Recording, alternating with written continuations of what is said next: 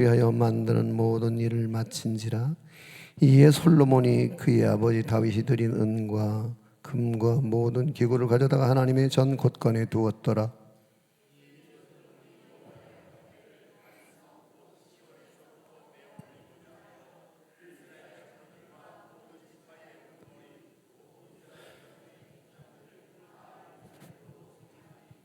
일곱째 달 절기에 이스라엘 모든 사람이 다 왕에게로 모이고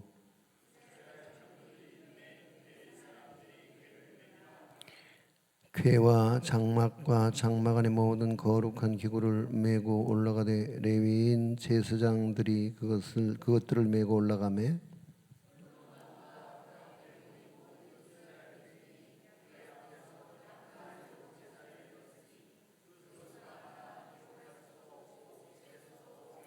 제사장들이 여호와의 언약궤를 그 처소로 메어 드렸으니 곧 본전 지성소 그룹들의 날개하리라.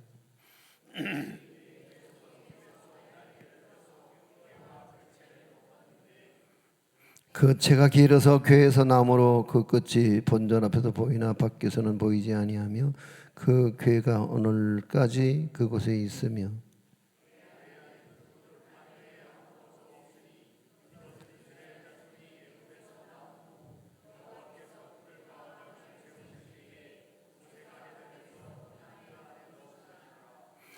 이때에는 제사장들이 그 반열대로 하지 아니하고 스스로 정결하게 하고 성소에 있다가 나오매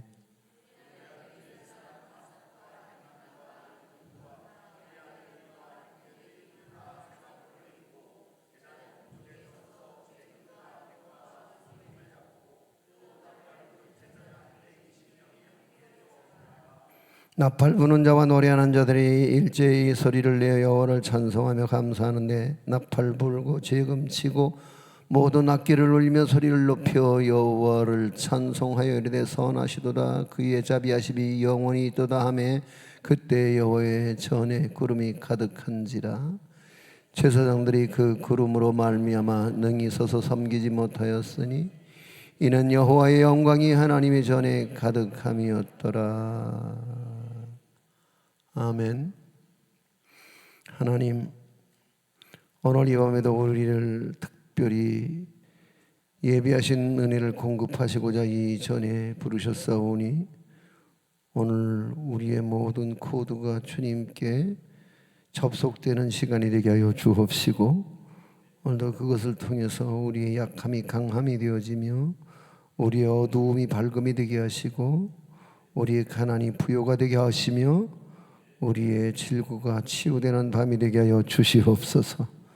무엇보다도 우리의 자녀들이 하나님의 강한 손에 붙들려 우리의 선대들보다는 우리가 더 잘 살고 복 많이 받아 누리는 일생을 살아낸 것처럼 그보다 더한 우리의 자녀들은 우리의 당대보다 후대가 훨씬 더 잘되고 복받고 믿음의 명문가를 이어갈 수 있는 훌륭한 믿음의 다음 세대가 되게 하여 주시옵소서. 귀한 예물을 하나님 앞에 정성껏 봉헌합니다. 주여 부디 이 물질이 주 뜻 안에서 선하게 사용되게 하여 주옵소서. 그리고 드리는 이들의 모든 중심을 하나님이 기쁨으로 흠양하여 주옵시되 주여 저들의 삶에 지경이 넓어지고 저들의 발로 딛는 곳마다 끊임없이 젖과 꿀이 흐르는 정복의 땅이 되도록 은혜를 더하여 주옵소서. 예수님 이름으로 기도하옵나이다. 아멘. 궤 안에 담긴 언약. 내일 토요일 큐티예요. 자, 오늘 본문에 보면은 솔로몬 왕과 이스라엘 백성들이 예루살렘 성전 건축을 완성한 후에 지성소에 언약궤를 안치하는 현장을 그려주고 있습니다. 제단, 바다, 등대, 진설병, 그리고 상, 그리고 향단과 같은 거룩한 기구들을 들여서 제자리에 이제 배치하고 이제 마지막으로 언약궤를 내전 지성소 안에 안치하는 장면이 아주 잘 그려지고 있습니다. 오직 대제사장만 그것도 1년에 딱 한 번씩만 들어갈 수 있는 지성소에 하나님의 임재의 가장 직접적인 상징인 언약궤가 안치되는 것은 이제 솔로몬 성전이 성전으로서의 영적 기능을 완전하게 갖추었음을 알리는 선포식과 같은, 우리말로 말하면 이제 성전 입당 예배의 하이라이트라고 말할 수 있는 언약궤가 이제 안치되는 그런 중요한 순간인데 문제가 생겼어요. 아주 결정적인 하자가 있더란 말이죠. 자, 10절 말씀을 들어가서 읽어볼게요. 시작. 궤 안에는 두 돌판 외에 아무것도 없으니 이것은 이스라엘 자손이 애굽에서 나온 후 여호와께서 그들과 언약을 세우실 때에 모세가 호렙에서 그 안에 넣은 것이더라. 허허. 여러분 질문할게요. 언약궤, 법궤 안에는 무엇이 들어있죠? 무엇이 들어있는 겁니까? 예?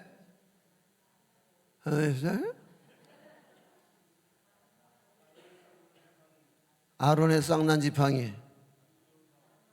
두 돌판, 만나 항아리, 맞아요? 맞습니까? 예, 세 가지가 들어있다고 그러죠. 자, 돌판, 만나, 지팡이, 예, 맞습니까? 분명히 맞는 거죠? 왜 갑자기 왜 꼬리를 내리십니까? 분명히 맞는 거죠? 네. 그런데 자, 한번 보십시다. 출애굽기 16장 33절 34절 말씀을 띄워주세요. 한번 읽을게요. 자, 시작. 또 모세가 아론에게 이르되 항아리를 가져다가 그 속에 만나 한 오멜을 담아 여호와 앞에 두어 너희 대대로 간수하라. 아론이 여호와께서 모세에게 명령하신 대로 그것을 증거판 앞에 두어 간수하게 하였고, 어디에? 안에? 어디에? 앞에. 맞죠? 자, 그러면 또 하나 보십시다. 지팡이는 어디에 있어야 되는지. 민수기도 17장 10절 말씀 다시 띄우세요. 띄웠죠? 시작. 여호와께서도 모세에게 이르시되 아론의 지팡이는 증거궤 앞으로 도로 가져다가 거기 간직하여 반역한 자에 대한 표징이 되게 하여 그들로 내게 대한 원망을 그치고 죽지 않게 할지니라. 어디에? 증거궤 앞에. 안에? 앞에? 안에가 맞아요? 밖이 맞아요? 앞이 맞는 거예요. 그렇죠? 근데 왜 사람들은 왜 아니라고 생각하고 있을까요? 어떤 근거예요? 근거가 있죠. 자, 그럼 한 번 더 띄워주세요. 히브리서 9장 4절이에요. 히브리서 9장 4절을 보면은 시작. 금향로와 사면을 금으로 싼 언약궤가 있고 그 안에 만나를 담은 금 항아리와 아론의 쌍난 지팡이와 언약의 돌판들이 있고 그래요. 그러니까 언약궤 안에는 십계명의 두 돌판과 만나 항아리와 그리고 아론의 쌍난 지팡이 이 세 가지가 있다고 히브리 기자는 말씀하고 있어요. 이거 왜 그럴까? 이거 왜 이런 일이 있을까? 근데 아마 이동할 때 따로 보관하기 어려운 아주 소중한 것이니만큼 법궤 앞에 있던 거니까 법궤 안에 넣고 함께 이동하면서 자연스럽게 그저 안전하게 보관하고 이동하는 데 익숙해졌던 그런 일종의 습관 아니었을까요? 근데 지금 언약궤 안에는 두 돌판 외에는 아무것도 없는지 이게 알 길은 없어요. 그런데 한 가지 추측상 이 언약궤가 블레셋에게 빼앗긴 적이 있었어요. 그죠? 빼앗아 가긴 갔는데 이 감당이 안 되니까 블레셋 사람들이 그냥 나 모르겠어요. 가져가 어이 치울 거야. 그리고 이제 사방으로 이리저리 이제 뜨거운 감자 옮기다가 아마 이게 이 두 가지가 분실됐을 것이라는 추측성 주장이 있긴 해요.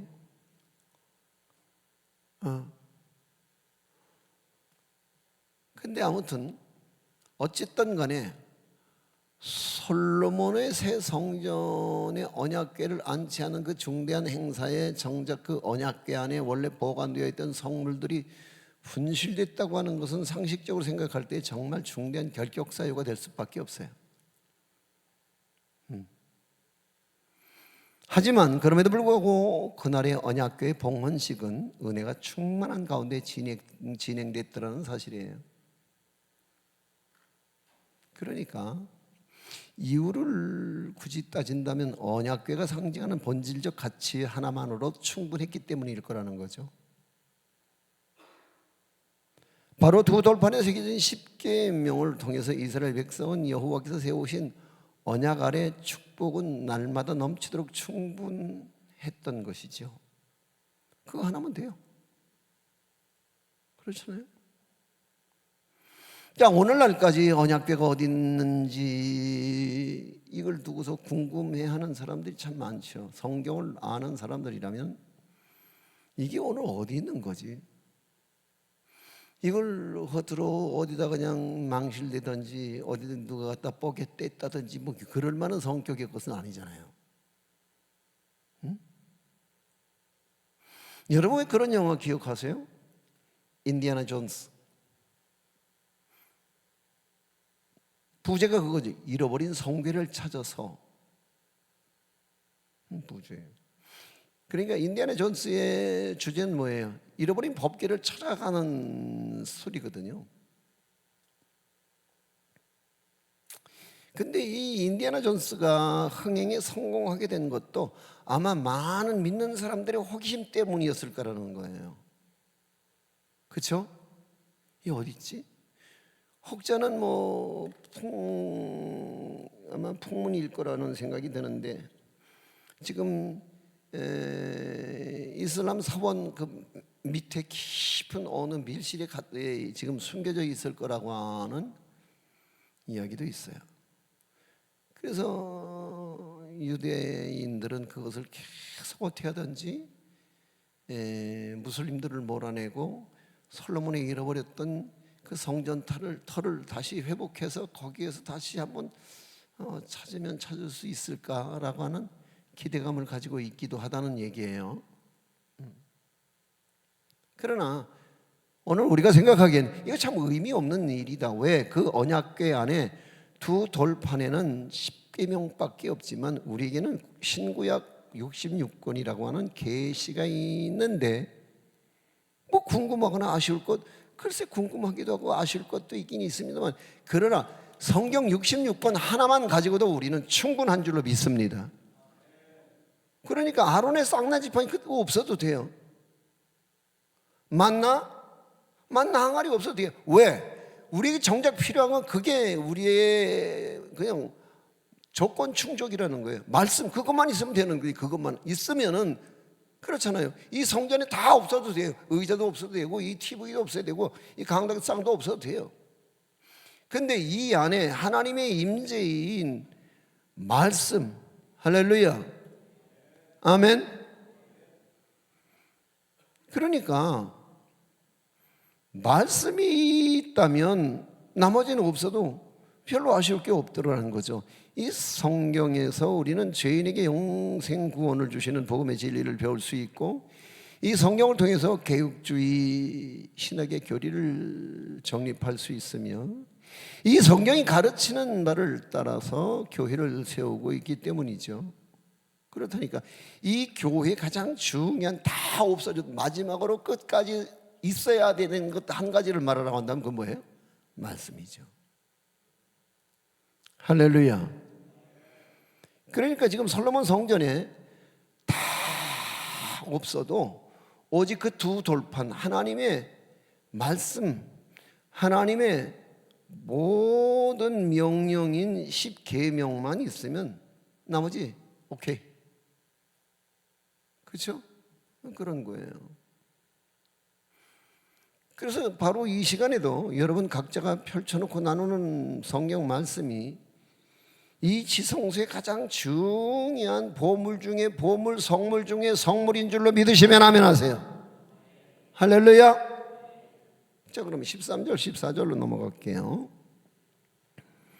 13절 14절 시작. 나팔 부는 자와 노래하는 자들이 일제히 소리를 내어 여호와를 찬송하며 감사하는데 나팔 불고 재금 치고 모든 악기를 울리며 소리를 높여 여호와를 찬송하여 이르되 선하시도다 그의 자비하심이 영원히 있도다 하매 그때 여호와의 전에 구름이 가득한지라. 14절. 제사장들이 그 구름으로 말미암아 능히 서서 섬기지 못하였으니 이는 여호와의 영광이 하나님의 전에 가득함이었더라. 제사장들은 이날만큼은 그 반차대로 돌아가지 않았다는 거예요. 그러니까 당번이든 비번이든 전원이 이 행사에 총출동했다는 거예요. 원래 제사장들에게는 돌아가면서 자기 순번이 되면 성전에 나가는 순서가 엄격하게 정해져 있었단 말이죠. 그런데 그날만큼은 모두 스스로 정결케 하고 모든 제사장들이 당번이든 비번이든 간에 모두 자원해서 총출동해서 그날이야말로 총동원줄이었다는 거죠.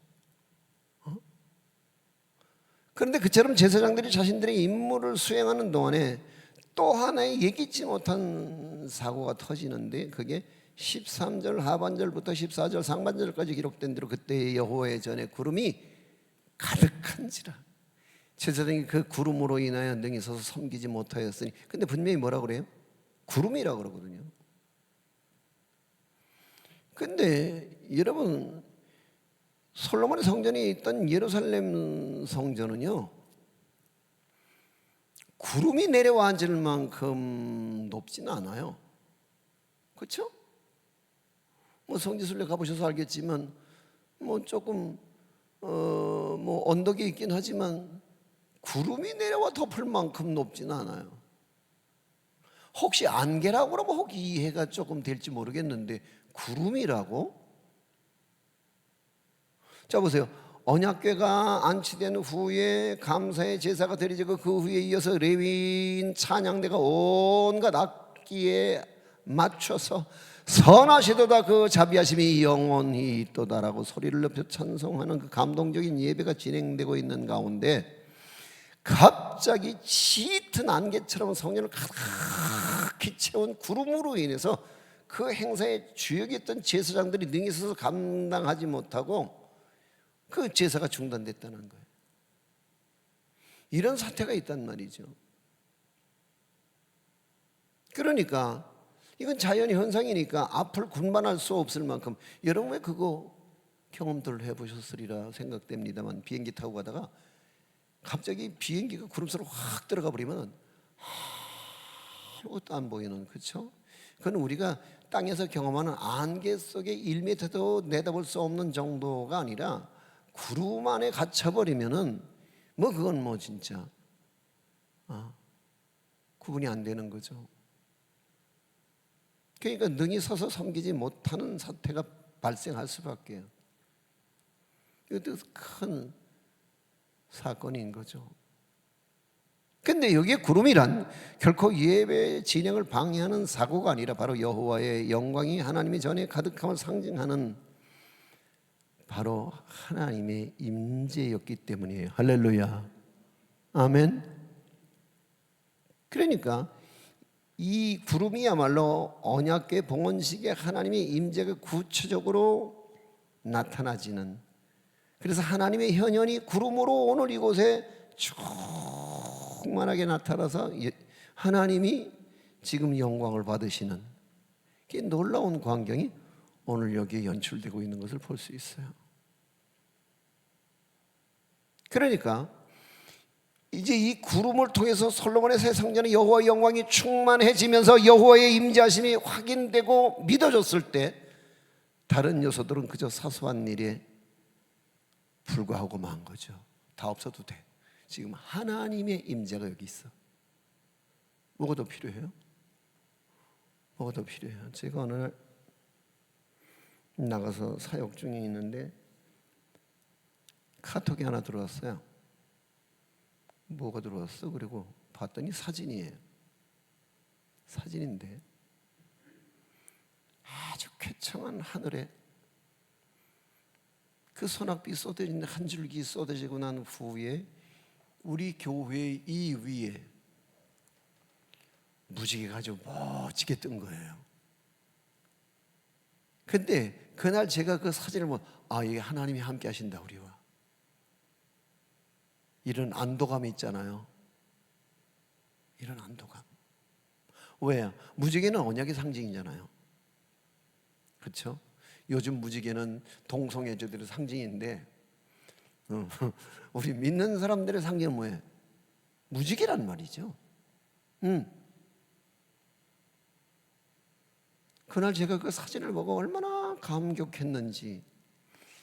여러분, 그게 그냥 어쩌다가 그냥 그럴 수 있었으리라고 남들은 생각할지 모르지만 제 입장에서 봤을 때는 앞으로 이 교회가 하나님의 임재 약속에 머물러서 날마다 든든히 세워져 가는 교회, 건강한 교회. 할렐루야. 요즘에 참 많은 교회들이 아주 심각한 그냥 분쟁 속에 빠져드는 것을 볼 수 있어요. 그때 제가 이제 뭐 때문에 이제 고민하고 근심 중에 있었냐면, 많은 교회들이 이 마의 11분 때에서 다 교회가 이 공중분해돼 버리는 것을 봤거든요. 마의 11분. 그러니까 착륙 8분 그리고 이륙 3분, 그게 마의 11분 때인데 이 마의 11분 때에 모든 항공사고의 87%가 그때 일어난다는 거예요. 근데 한국교회가 그런 거죠. 평생 개척해서 여기까지를 다 날아오셨어요. 그리고 이제 연세가 돼서 이제 정년할 때가 돼서 이제 착륙을 해야 되는데 이 착륙에서 문제가 생기더라는 거죠. 너무 심각한 문제들이 많아요. 지금 제가 가서 지금 수습하고 있는 중에 한 교회도 여전히 거기서 벌어진 사건이에요. 그러니까 내려오고 다시 그냥, 그래서 이게 정말 연착륙이, 이 연이라고 하는 부드러울 연자거든요. 이렇게 스무살 쿵 해서 이렇게 굴러가야 되는데 이게 연착륙이 안 돼서 빵 떨어져 갖고 막 바퀴가 벌어지고, 막 어떤 때는 막 이게 바퀴가 랜딩 기어가 말을 안 들어서 이게 막 동체로 끌고 가다가 막 벽에 부딪혀서 다 사망도 하고 이러는 이 사고가 교회 안에도 있다는 거예요. 그게 제 마음이 얼마나 조마조마해요. 잘 돼야 되는데 왜 평생, 내 평생 40년 목회에서 일궈는 이 거룩한 공든탑이 누군가에게 이력서 한 장에 의해서 이게 이양된 후에 그 이력서 한 장에 이 교회 모든 것들을 끌고 나가야 할 기장자리에 앉는 교역자가 잘못 들어오면은 그때서부터는 교회는 심각한 전쟁이 벌어지는 거죠. 그래서 이제 대체로 그런 경우에는 원로 목사파 그리고 담임 목사파가 충돌을 하게 돼 있어요. 요즘에 우리 교회 너무 많아요. 우리 교단이 너무 많아요. 왜요? 대한민국의 모든 지금 뭐 4만 교회라고 합니다만, 5만 교회에서 만 교회 줄어서 4만 교회라고 합니다만, 그 4만 교회가 사실은 우리 시대에 베이비 부머 시대에 태어났던 우리 시대에 맨 땅에 개척한 사람들이 세운 교회들이거든요. 그분들이 다 내려오잖아요. 이제 저하고 나 똑같은 연배란 말이죠.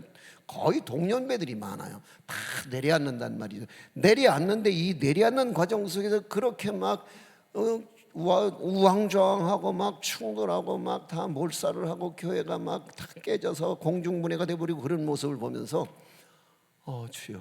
그리고 늘 기도하고 있었는데 그날 그 교회 위에 떴던 무지개가 정말 하나님이 우리 교회에 내리시는 축복 같아서 그날 얼마나 나는 감사했는지 몰라요. 그 무지개 하나에 나는 너무 감사했어요. 남들이 보기엔 그거 뭐 무지개 아무개나 뜰 수 있는 거지까지 뭐 그럴 수 있는데 그게 저희 교회 지금 여기에 너무 밝아서 그 글씨가 잘 안 보여서 여기 바탕화면을 쓰는 게 그 사진이에요. 그래서 나머지 전부 좀 이렇게 아미를 처리해서 좀 어둡게 해서 그래서 그 사진이 바탕 화면에 반드시 들어가도록 제가 그렇게 해놓고는 의미 있는 사진 한 장을 우리가 사용하고 있습니다만은 중요한 건 뭐예요? 여러분 언약궤 안에 비록 결핍된 성물들이 있었지만 하나님께서 친히 바로 그 시간 그 성전에 임재하고 계신다는 사실이 명백히 나타났는데 아무것도 문제될 수 없어요. 그거면 되지 않겠어요? 오케이, 하나님이 우리와 함께 하신다. 뭐가 말해줘? 이 성전에 충만한 구름이 하나님의 임재를 말해준다. 할렐루야, 아멘. 말씀을 정리해 볼게요. 오늘날에도 교회에 나와서 그저 눈앞에 나타난 사람의 모습만 본다든지 목사의 설교의 채점표만 들고 돌아간다든지 사람의 관심사, 사람의 기도의 제목, 인간의 관계성 이런 것들만 생각하고 돌아가는 경우도 없지 않아 많아요. 없지 않아 많아요. 신앙생활이란 본래 하나님과의 통하는 수직적 관계 개선이거든요. 죄 때문에 멀어진 하나님과의 관계를 다시 와서 이 성전에서 그 하나님과의 수직적 관계를 다시 재정립하는 게 예배라면, 그것이 성전이 가지고 있는 기능이라면, 그래서 그 성전에서 만난 주님 때문에 그 주님의 음성을 듣고 그 말씀을 붙들고 나가 세상을 이기고 죄를 이기고 자기를 이길 수 있다면 그거야말로 제자의 삶이 아니겠습니까? 할렐루야. 그럼요. 그래야지만 바로 그런 심령 성전에 임재해 주신 하나님의 영광을 경험하고 감격적인 은혜가 충만할 수 있는 삶을 살게 될 줄로 믿습니다. 그러니까 여러분, 이날 이 솔로몬 성전의 입당 예배의 가장 중요한 것은 언약궤도 아니었다는 거예요. 제사장도 아니었다는 거예요. 그건 사라진 쌍난 지팡이도 아니었고, 그것은 사라진 만나 항아리도 아니었다는 거예요. 오직 하나님 한 분, 그분만 있으니까 모든 결핍이 아무 문제가 되지 않더라. 믿습니까? 할렐루야. 그런 거예요. 교회가 반드시 보유해야 할 가장 흔들릴 수 없는 이 성전 지성소안의 가장 중요한 보물 중에 가장 성물은 신구약 성경인 말씀이란 말이죠. 할렐루야. 근데 요즘에 참 고마운 거는 우리 목사님, 강도사님, 전도사님들이 아주 설교가 탄탄해지는 걸 보면서 우리는 합동치기야. 맞아. 우리는 은사도 중요하고 성령 충만도 중요한데 우리 가장 기본은 뭐야? 말씀 충만인 거죠. 그러니까 제가 목회를 하면서 어느 교회 가서 탁 듣든지 어떤 모임, 어떤 집회 가서 탁 들으면 이거 장로교회 아닌데 이거 합동치가 아니다 저 사람. 그렇잖아요. 그러니까 교회가 반드시 보유해야 할 가장 흔들릴 수 없는 기준은 말씀밖에 없어요. 그것만 있으면 돼요. 그래서 예배 시간은 무슨 목사의 영역이 아닌 오직 하나님께서 친히 영으로 역사하신 은혜가 부어져야지만 하는 거죠. 그때의 예배자들의 인격성이 놀라운 감화와 감동이 넘치게 될 줄로 믿습니다. 오늘 이 저녁에도 우리 가운데 그 말씀을 통한 감동과 감화가 넘쳐날 수 있기를 축원합니다. 교회 부족한 거 많지요. 못된 버르장머리가 왜 없겠습니까? 교회들마다. 왜 지도자인 목사에게 약점이나 허물은 없겠습니까? 그러나 그 안에 가장 중요한 핵심 가치가 1.1핵도 변할 수 없는 말씀이라면, 비록 부족한 것이 있을지라도 태초로부터 말씀으로 계신 예수 그리스도 그분 한 분만으로 충분하고, 그리고 그분 한 분만으로 은혜가 넘치고, 그분 한 분만으로 성전은 성전다워지리라 믿습니다. 할렐루야. 우리 함께 찬양하십시다.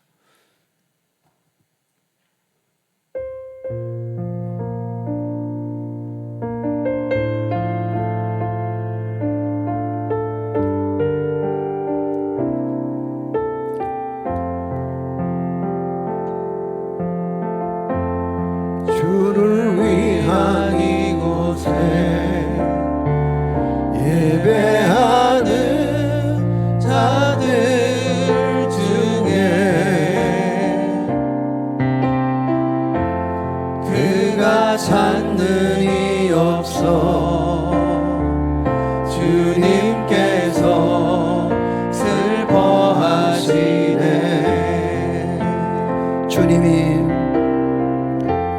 주님이 찾으시는 그 한 사람, 그의 배자.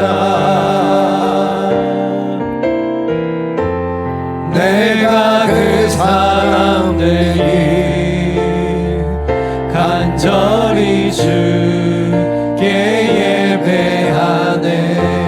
아멘. 할렐루야. 이곳에 서 있네. 주임제에 엎드려 절하네. 그 어느 것도 난 필요 없네. 주님만 경배해. 주내로 이곳에 서 있네. 주임제에 엎드려 절하네. 그 어느 것도 난 필요 없네. 주님만 경배해. 주를 위한 이곳에 예배하는 자들 중에 그가 찾는 이 없어 주님께서 슬퍼하시네.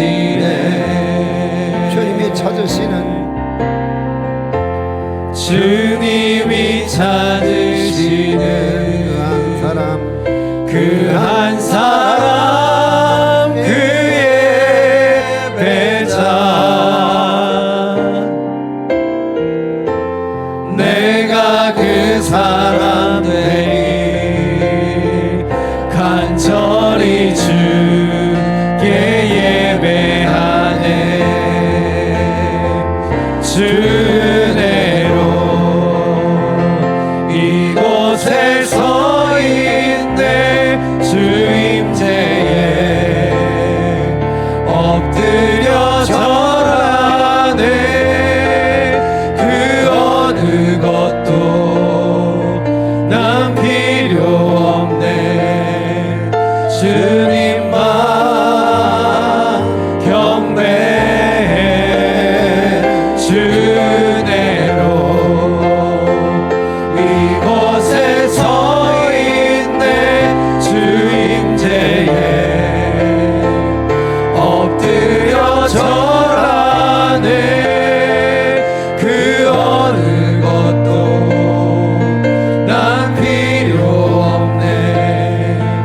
주님만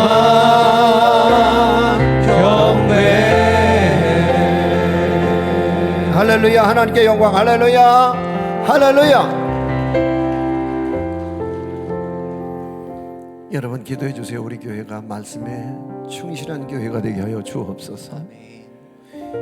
때로는 기적이 없고 표적이 없어도 그 말씀이 충만한 까닭에 오늘 이곳에 임재하신 하나님의 음성을 듣게 하시고 그 말씀 때문에 우리가 넉넉히 세상을 이기고 죄를 이기고 특별히 마귀를 이길 수 있는 가장 강력한 진을 파는 강력 중에 강력되는 그러한 교회, 그러한 교인들이 되게 해달라고 기도하시면 좋겠습니다. 할렐루야.